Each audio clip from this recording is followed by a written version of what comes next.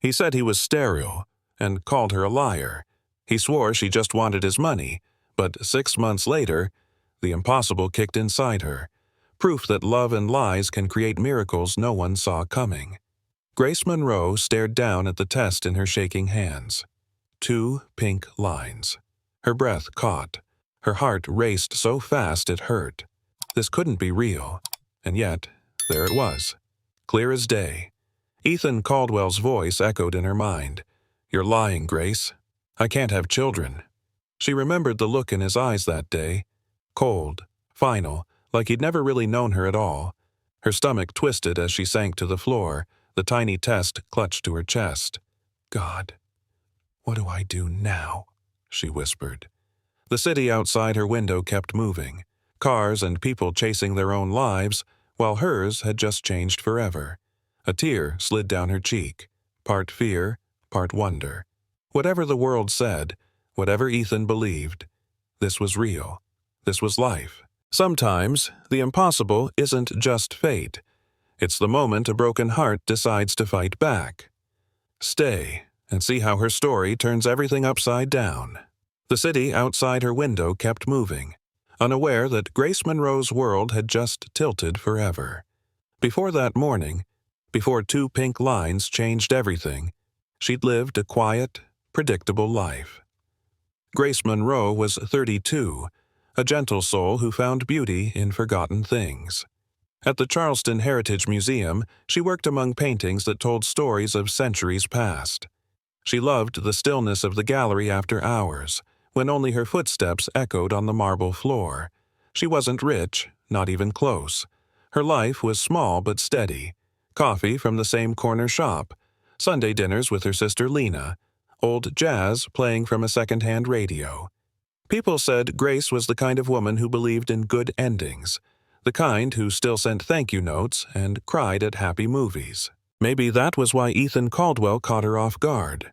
He belonged to a world of black suits and silent drivers. She belonged to worn shoes and museum dust. She never planned to fall in love with someone like him. But love has a strange way of finding the unprepared. And that night, under the soft light of an art gala, her quiet world began to stir. The evening smelled of champagne and fresh paint. Grace stood by a marble statue checking the final details before guests arrived. Then she saw him, Ethan Caldwell, tall, sharp-eyed, the kind of man people watched when he entered a room. He moved with quiet certainty, but there was weariness behind his confidence, a loneliness disguised as charm. When their eyes met, he smiled, not the practiced kind, but something real, brief and disarming. He asked about the exhibit, and she spoke about the stories hidden in each piece. For the first time, someone listened as if her words mattered. He said softly, "You talk about art like it's alive." She smiled. "Sometimes it feels more honest than people." He laughed, a sound that felt like warmth in winter. That night, when the gala lights dimmed, Grace knew something inside her had shifted forever. Their first dinner stretched for hours. Ethan wasn't what she expected. He talked less about business and more about books, music, childhood summers on the coast. He admitted he didn't trust easily, that people often wanted his name, not his heart. Grace listened, her eyes steady. "Maybe you just haven't met someone who sees past it," she said. He looked at her like the thought had never occurred to him. Days turned into weeks. Walks by the harbor, coffee before work, long talks until sunrise. He was guarded but kind, powerful yet unsure. She was drawn to his contradictions, the way his laughter seemed to chase away his shadows. When he kissed her for the first time, it felt like a promise neither of them dared to speak. They didn't know how fragile promises could be. It ended quietly. One morning, her phone stopped lighting up with his name. His assistant replied to her message with polite words. "Mr. Caldwell is traveling for business. He'll be in touch." Days passed, then weeks. Nothing. Grace checked her phone at midnight, pretending not to wait. The museum felt emptier than usual. Every sound echoed longer than it should. Maybe he was busy. Maybe she was foolish. Lena told her, "Men like that live in a different world." Don't lose yourself waiting." Grace smiled weakly, but part of her still believed he'd call, that there was an explanation. Love had felt too real to vanish without a trace. She didn't know then. Sometimes silence is the loudest goodbye of all. Weeks turned into months. When her body began to change, she told herself it was stress, but deep down, something felt different. Morning light crept through the blinds as Grace sat on the edge of her bed. The test lay in her hands again. 2 pink lines, clear and certain. Her chest tightened. Joy and fear tangled until she couldn't tell them apart. She whispered, "We're going to be okay, little one." Her voice trembled, but it was steady enough to believe. Tears filled her eyes as she touched her stomach. Ethan's face flashed before her, his smile, his sudden silence, the promise that vanished. She wanted to call him, to share the news, to hear him say, "We'll figure this out." But he wasn't there. The room felt too quiet, the future too big. Still, something inside her whispered back, "You're not alone anymore." For the first time in weeks, Grace smiled through the tears.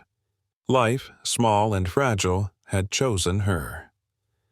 A week later, she stood outside Caldwell Innovations.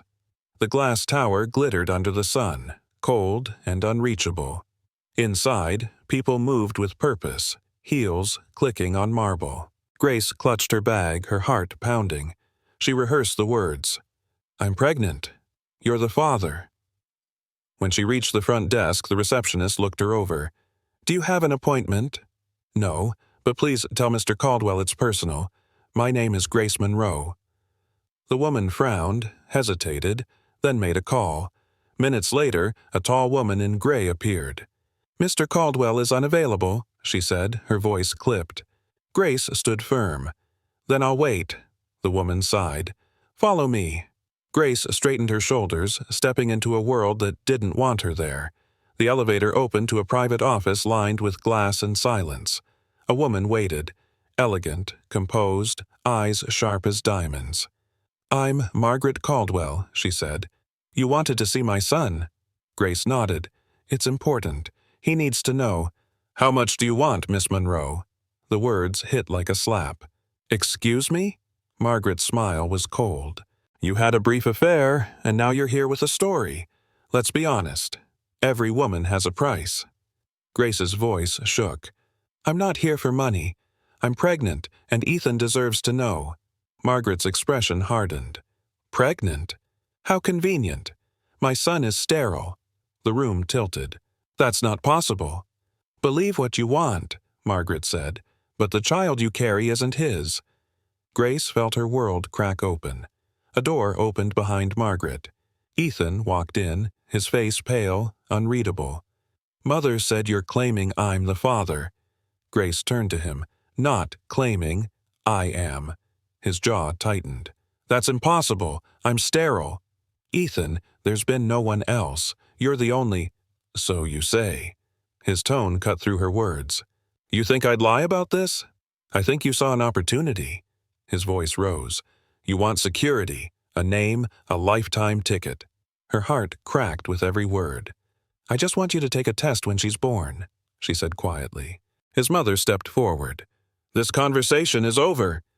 Grace looked into Ethan's eyes and saw nothing left of the man she once knew. Security waited by the elevator. Margaret's voice echoed. "If you harass my son again, we'll sue for defamation and extortion." Grace held her ground.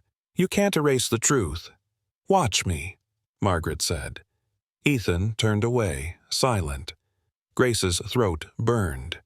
She walked toward the elevator, each step heavier than the last. Inside, her reflection wavered in the glass, tired, broken, still clutching her stomach. Outside, the city roared, but she heard only her heartbeat. She whispered, "It's okay, baby. We'll be okay."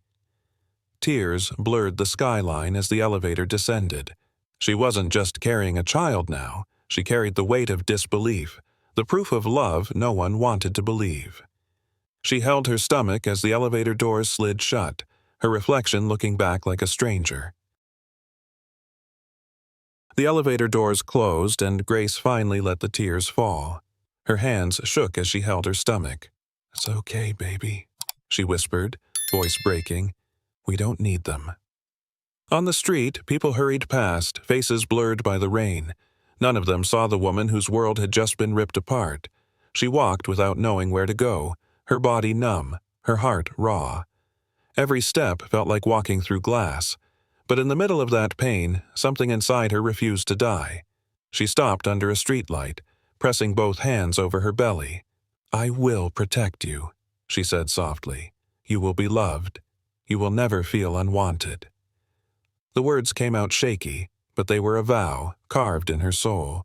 She turned toward home.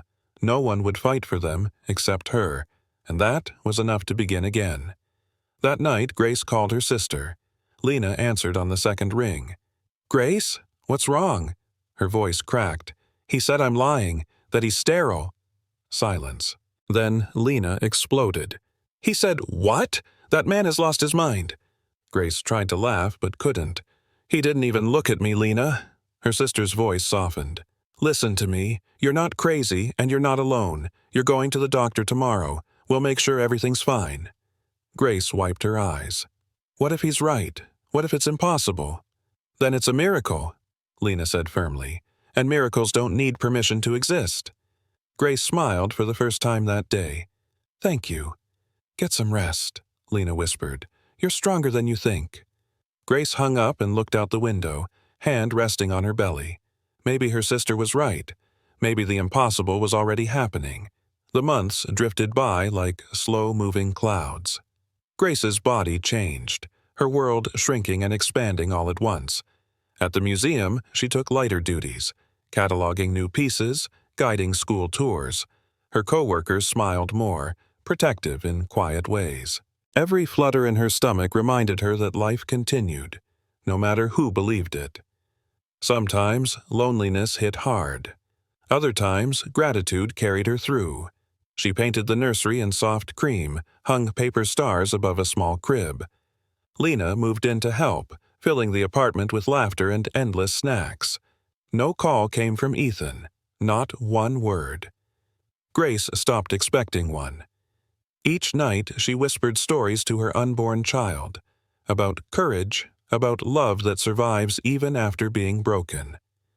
The calm settled deep around her, fragile but peaceful, unaware that the storm was already on its way. Just when she thought the past had gone quiet, it found her again. It happened on a Thursday afternoon. Grace was finishing paperwork when her phone buzzed with an unfamiliar number. "Miss Monroe?" a woman's voice asked. "My name is Vivian Cross. We need to talk about Ethan Caldwell." Grace's heart skipped. "I'm sorry, I have nothing to say about him." "Please," the voice urged, "just one meeting. I have information about his condition, information he doesn't even know." Grace hesitated, her hand resting protectively over her belly. "Why me?" "Because you're the only one who can help him now." The line went silent for a moment. Grace could hear her own heartbeat. Finally, she whispered, "Where?" Vivian named a cafe downtown, quiet and hidden from the main street. Grace ended the call and stared at her reflection in the office glass. Something in the woman's tone, urgent, sorrowful, made it impossible to ignore. She knew she had to go. The cafe smelled of roasted coffee and rain. Vivian Cross sat at the corner table, elegant in a simple coat, her expression tense. "Thank you for coming," she said, eyes dropping to Grace's obvious pregnancy. "I heard what happened. About Ethan. About his mother." Grace nodded warily. "He told me he's sterile." She confirmed it. Vivian's jaw tightened. "That's what you wanted him to believe." Grace frowned. "What do you mean?" Margaret Caldwell paid a doctor, Alan Pierce, to falsify Ethan's medical results. He was never sterile.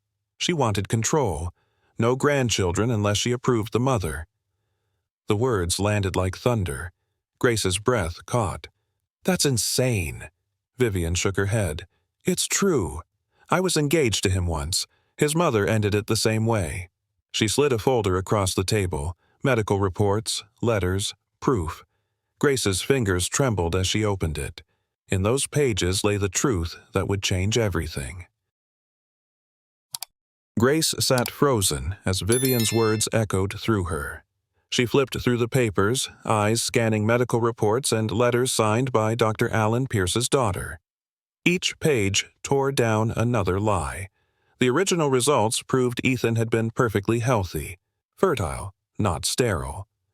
The letter explained everything. Margaret had bribed the doctor after Ethan's illness, forcing him to alter the diagnosis to keep control over her son's future. Grace's hands trembled. "Why would a mother do that?" she whispered. Vivian sighed. Because power was all she ever loved. Grace leaned back, dizzy with disbelief.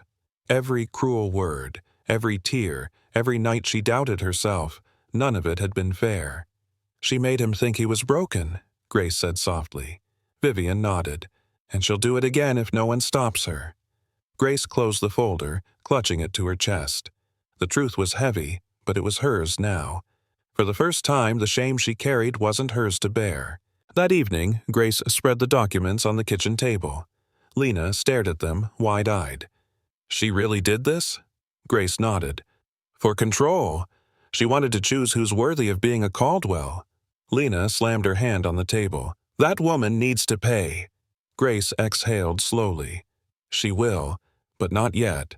When the baby's born, I'll ask for a DNA test.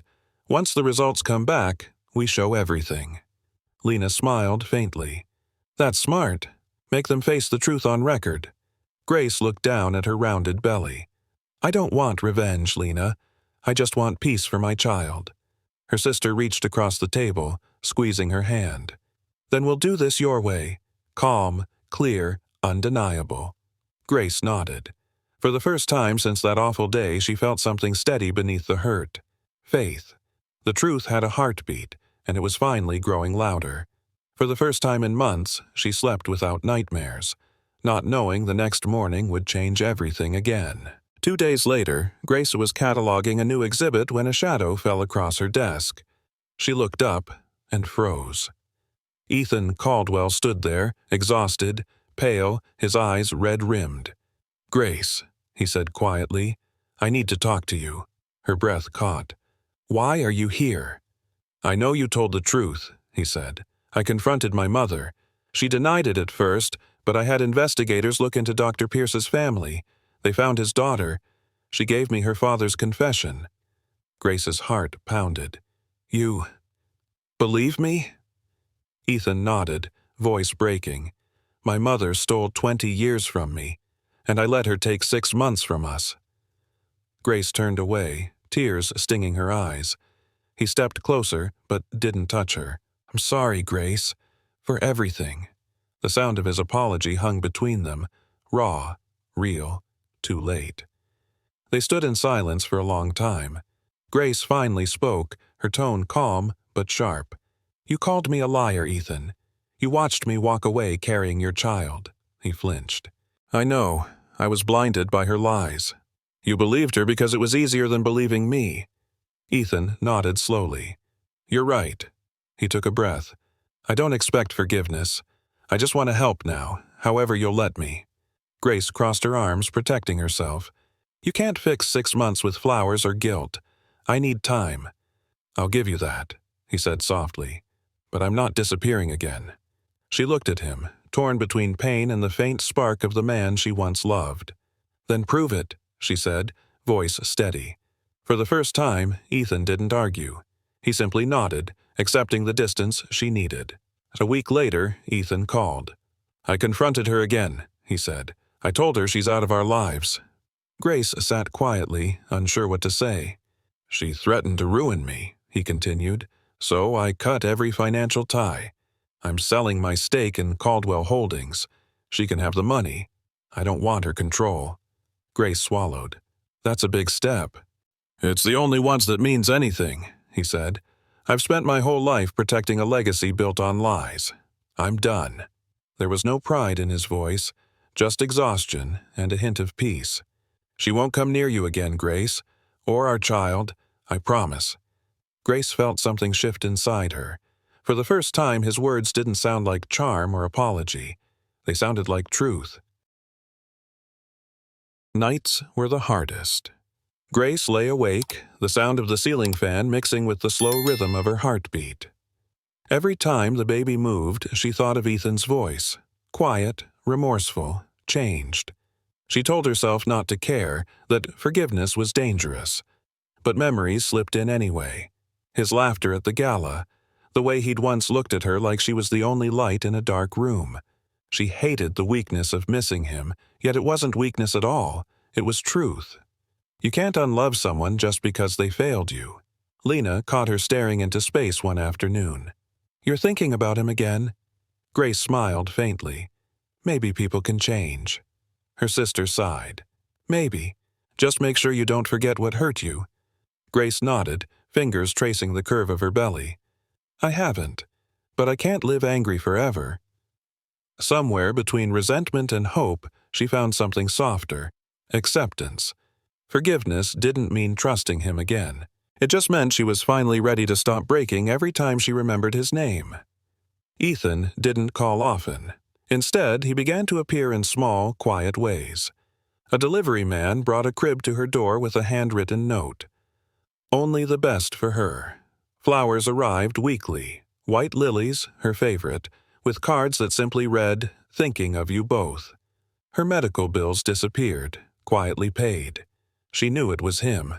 At first, Grace wanted to refuse, but something about the simplicity of his gestures disarmed her.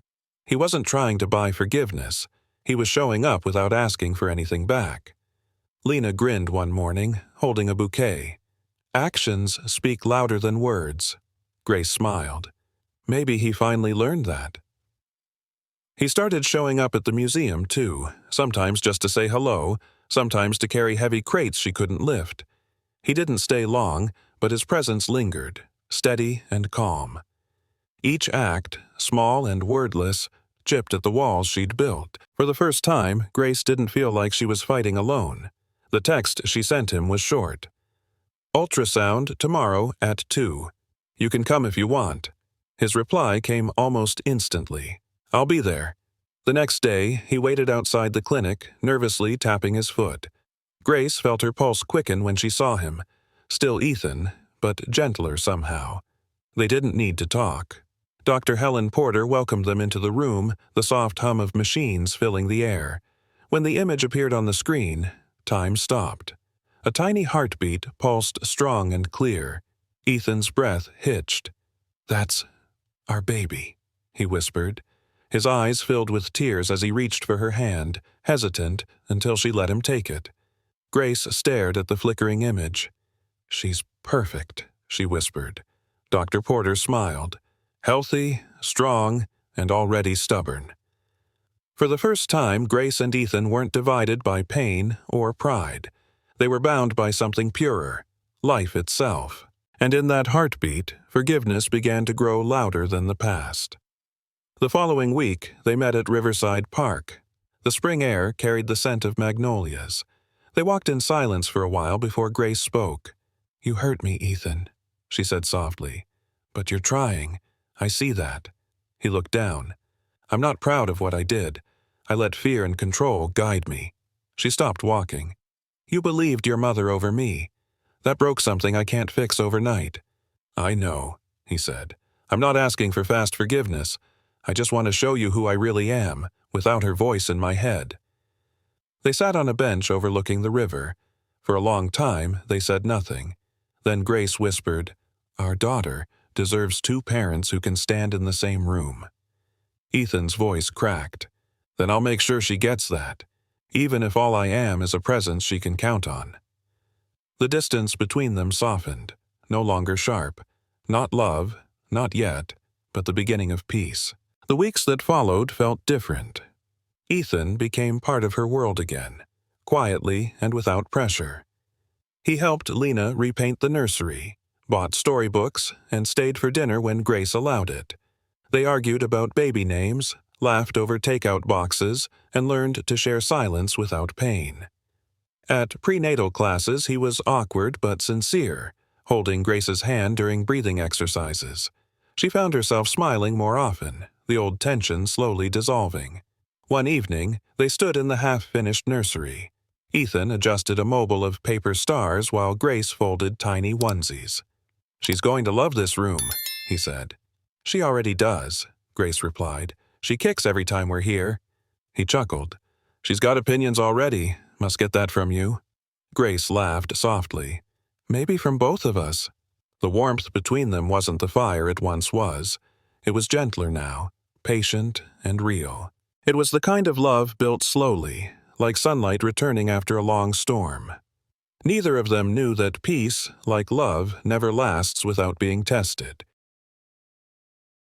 It happened on a rainy Thursday evening. Grace was finishing a report at the museum when a sharp pain struck low in her abdomen. She gasped, grabbing the desk for support. The pain came again, stronger this time, spreading like fire. Her water broke, flooding the floor.